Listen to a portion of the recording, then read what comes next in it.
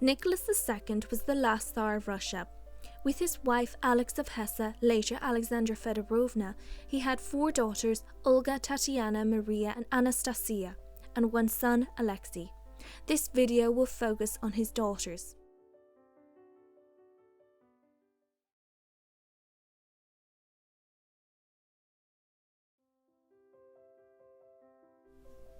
Grand Duchess Olga was the first child born to the last Tsar of Russia, Nicholas II, and his wife Alexandra Feodorovna, born Alix of Hesse. She was born on the 15th of November 1895 after a very difficult delivery in which the doctor had to use forceps to deliver Olga. Her parents were not disappointed to have a daughter. Nicholas even stated, "I am glad that our child is a girl. Had it been a boy, he would have belonged to the people. Being a girl, she belongs to us." In 1896, Nicholas and Alexandra took Olga with them on their travels to Europe. On this occasion, Olga met her great-grandmother and godmother, Queen Victoria of the United Kingdom, at Balmoral Castle. She loved both of her parents dearly, but she idolised her father and often wore a necklace with an icon of Saint Nicholas. Olga grew up to become an extremely kind and highly intelligent young woman. She loved studying, and she was especially interested in politics and read the newspaper daily. She was a talented musician and played the piano skillfully. Her relationship with her mother was strained. Growing up, Olga was famous for her quick temper and moodiness, which often led to conflict with her mother. Alexandra was very strict with Olga, as she was the eldest of the siblings, and she expected the young Grand Duchess to always act appropriately and to be an example for her younger siblings. Other family members thought Alexandra's expectations were unreasonable. Alexandra would also blame Olga for her younger brother Alexei's inappropriate behaviour. Olga was keen on helping others. When she turned 20, she took over control of a portion of her fortune and personally started responding to charity requests. On one occasion, when she was out for a ride, she saw a young child using crutches. She stopped the carriage to ask about the child and learned that his parents were too poor to afford the treatment. She set aside an allowance to cover all the medical bills. A court official described Olga's character as angelic. As Olga reached the age of marriage, her possible future husbands were widely discussed. Some men considered for Olga were George, Crown Prince of Serbia, Prince Boris of Bulgaria, Edward, Prince of Wales, and Prince Carol of Romania. Olga refused to leave Russia for any man and rejected any marriage proposals. Her father had promised Olga that he would never force her to marry anyone that she did not want to marry.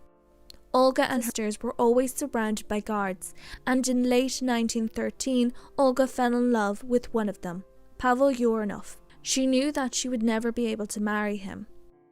Back when Olga was 15, she and her sister Tatiana visited the opera house in Kiev with their father. Sadly, they were witnesses to the assassination of Peter Stalopin. This event left both sisters deeply traumatized. During the First World War, Olga and Tatiana trained to be Red Cross nurses and started treating wounded soldiers. The sisters, until then, had lived very sheltered lives and were amazed to meet other people. They enjoyed talking to the soldiers and learning more about them. At first, Olga thoroughly enjoyed her work, but over time she grew increasingly upset and distraught after seeing so many wounded and dying men. Because of this, she was assigned for office work in the hospital and had to be treated with arsenic injections. At the hospital, Olga fell in love with a wounded soldier, Dmitry Chakbakov. She would often talk to him and was depressed when he had to leave the hospital. There was no hope for marriage between them, as it was inappropriate for a Grand Duchess to marry a commoner.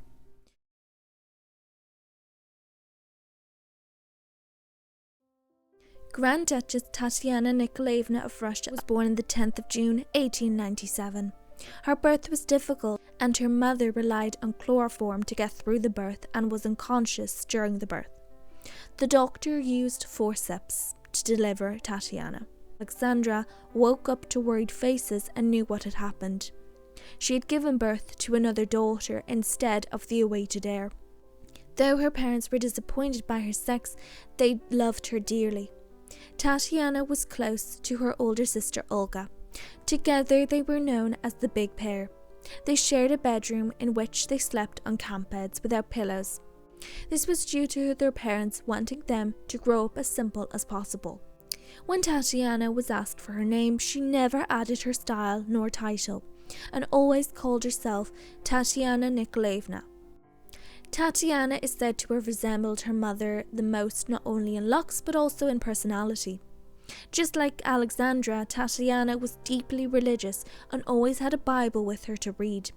Alexandra doted on Tatiana, and she is said to have been Alexandra's favourite daughter. Tatiana was a natural leader, and at the age of 15 she was given the rank of honorary colonel and was assigned a regiment of soldiers. Together with her sister Olga, she inspected the soldiers often and was heavily patriotic and anti-German. On several occasions, Tatiana had to apologize to her mother for making negative comments about Germany, as Alexandra was German. Tatiana and her siblings lived a very sheltered life. They grew up far away from public life. Tatiana was shocked to hear that her governess earned money for taking care of her, having believed that the governess cared for her out of the goodness of her heart. One day, Tatiana and Olga went out for a carriage ride and stopped at a shopping street. They had no idea how to buy anything or how money even worked. Growing up at court all her life also left Tatiana in shock at how some of the soldiers acted. One time, when they were aboard the imperial yacht, one of the officers gave Olga a copy of Michelangelo's David. Tatiana was appalled and wrote to her grandmother about the scandalous behaviour of the soldier. Tatiana was believed to have been the most beautiful of the 4 Grand Duchesses. Some described her beauty as mystical, and this was known around the other European courts. It also made her a desirable bride, and King Peter I of Serbia wanted Tatiana as a bride for his younger son, Prince Alexander. But Tatiana had no interest in marriage at the time. Tatiana had an interest in fashion. She was talented in embroidery and crocheting and was a fantastic hairdresser. She loved to do her mother's hair. During the First World War, Tatiana and her sister Olga worked as nurses. Tatiana was devoted towards her work as a nurse and was named the patron of a war aid committee called Tatiana's Committee. Tatiana often felt like her work as a nurse wasn't enough while Russian men were fighting at the fronts. While working as a nurse, Tatiana fell in love for the first time with an officer named Dmitry Yakovlevich Malama. According to one source, they began a romantic relationship with each other, although it is debated how far this relationship went. Dmitry gave Tatiana a French bulldog which she named Ortepo. When Ortepo died, Dmitry gifted Tatiana with another puppy which died with her at Yekaterinburg. Dmitry visited the family in 1916 and he left a good impression on the Tsarina, who thought of him as the perfect son-in-law. However, marriage between the two would never be possible as Dmitry was a commoner and Tatiana a Grand Duchess. Dmitry died while fighting with the White Army against the Bolsheviks in 1919.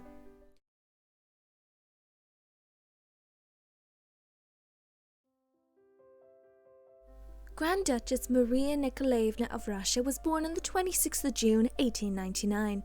Her family and the country were disappointed that another daughter had been born into the imperial royal family. Alexandra Feodorovna was unpopular in Russia and she was devastated at not giving birth to a son. Nicholas reassured her that he was happy to have another daughter. Maria grew up quite simply. She preferred to be called Maria Nikolaevna without any titles or styles. She was close to her younger sister, Anastasia, and they were known as the Little Pair. Together, the 4 sisters were known as Otma. When Anastasia was causing trouble or playing pranks on the people at court, Maria was the one who would apologize for Anastasia's behavior. Maria was the quieter one out of her siblings. She dreamed of one day having a big family and was obsessed with soldiers. She loved looking outside the window at the guards passing by. She even hoped that one day she would marry a guard or a soldier, but she knew this was highly unlikely due to her rank. When Maria was 11, she fell in love with one of the young men around her. She received a letter from her mother telling her to hide her feelings, as others might say unkind things to her or about her. Maria was taller and stronger than most girls her age. Reportedly, she was able to lift her tutors off the ground. The young Grand Duchess's beauty was widely known across Europe. Her cousin Louis Mountbatten fell deeply in love with Maria, and he kept a photo of her by his bedside until his death in 1979. Another man interested in Maria was Prince Carol of Romania. After being rejected by Maria's older sister Olga, Carol asked for Maria's hand in marriage in 1917. Nicholas declined as he thought that Maria was too young to marry, and Maria was not keen on marrying at the time. Maria was polite, kind, and never got into trouble. Her sisters would often take advantage of this. On one occasion, her sister Olga persuaded her to ask their mother to give Olga her own room and to be given Alexandra's old dresses. Maria could sometimes be stubborn, lazy, and grumpy, and was not very interested in schoolwork. However, she was interested in drawing and sketching, which she always did with her left hand. During the First World War, Maria was too young to work as a nurse, so she and Anastasia would visit the soldiers in hospital and play checkers or billiards with them.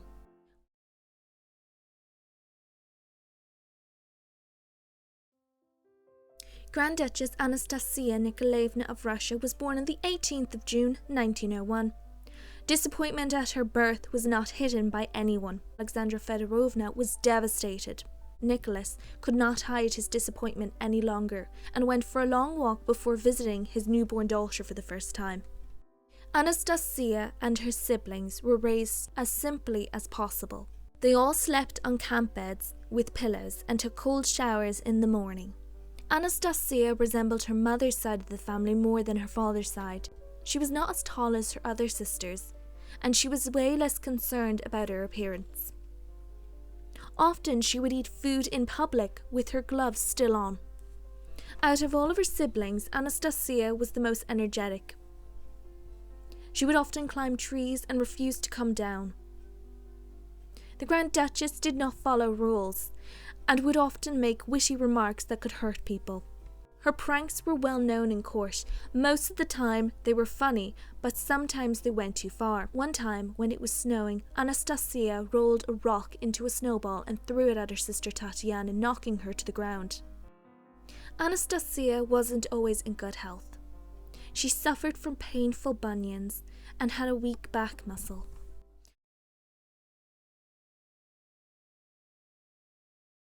Following the Russian Revolution of 1917 and the abdication of Tsar Nicholas II, the whole family were arrested and put under house arrest. During their captivity, Olga was the one who tried to encourage her family to keep faith, despite her own mental health worsening. During house arrest, she started writing poems. Some of the poems outlined how she felt about the situation they were in. During her time in captivity, Olga received a revolver from her father, which she hid. Eventually, she was caught by one of the guards. Sympathetic to her, he pleaded with her to give up the revolver and nothing would happen to her, which she did. The strict house arrest and uncertainty about her family's future took its toll on Tatiana. The already slim Tatiana lost a lot of weight due to the circumstances. The house arrest took its toll on Anastasia, but she tried to find ways to entertain herself in her last few months of life. The sisters would often perform plays for their parents to keep them entertained. Anastasia's performances would always make everyone laugh. In spring 1918, the family were transferred to Ekaterinburg. The Tsar, Serena and Maria moved first, followed by the rest due to Alexei having fallen ill. Tatiana and her younger sisters got friendly with the guards, asking them about their families. and Tatiana was talking about her new life in England when they would be released. After Yakov Yurovsky took command over the family, they were held under even stricter conditions and were forbidden from joking with the guards. Tatiana, who still considered herself to be the leader of the royal children, was often sent to ask the guards about the rules or their future. Tatiana spent most of her time with her mother and her brother. She read to them and played games with them to pass the long hours of captivity.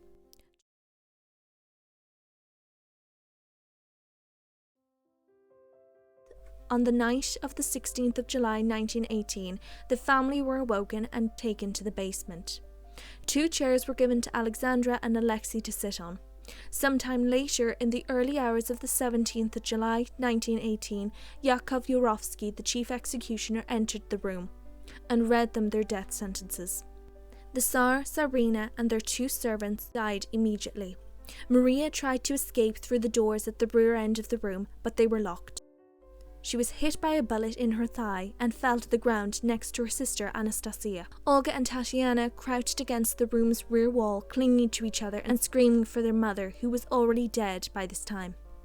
One of the guards approached the sisters with a bayonet, but failed to wound them due to the jewels they had sewn into their clothes. Tatiana was shot in the back of her head by Yurovsky. Only a few moments later, Olga died after a shot into her jaw. Alexei was in shock and could do nothing but sit in his chair. Guards tried stabbing him with their bayonets. When nothing seemed to work, Yurovsky shot him in the head twice. Anastasia and Maria had to witness their siblings being murdered, as they were the last to survive and had crouched up against a wall covering their heads. What happened next is not entirely clear. It is most likely that Maria or Anastasia were knocked unconscious and woke up while their bodies were being carried out. They started screaming and were silenced. The bodies were buried nearby and were not found until decades later. This left room for impostors to pop up, claiming to be one member of the family or another. Margot Boots claimed she was Grand Duchess Olga Nikolaevna. Author Michael Ackleshaw claimed Grand Duchess Tatiana Nikolaevna survived the night and was rescued, travelled to England where she married a British officer and lived under the name of Larissa Tudor. A woman named Anna Anderson might be the most famous impostor of all. She appeared in 1920 and claimed that she was Grand Duchess Anastasia Nikolaevna. She reported that she survived the execution and was still breathing while being carried out. A guard noticed this and took sympathy upon her. Eventually, the bodies of all the family members were discovered, but the bodies of Maria and Anastasia could not be identified. Some experts claimed one of the bodies was Maria and the other was Anastasia, while others said the opposite. Up until this day, it is uncertain which body belongs to Anastasia and which one belongs to Maria. The 2 bodies found in 2007, the bodies of Alexei and either Maria or Anastasia, are still awaiting their burial. In 2000, the family were canonized as passion bearers by the Russian Orthodox Church. Earlier in 1991, the family was canonized by the Russian Orthodox Church abroad as holy martyrs. Exactly 80 years after the murders, Nicholas, Alexandra and 3 of their daughters were buried in St. Petersburg.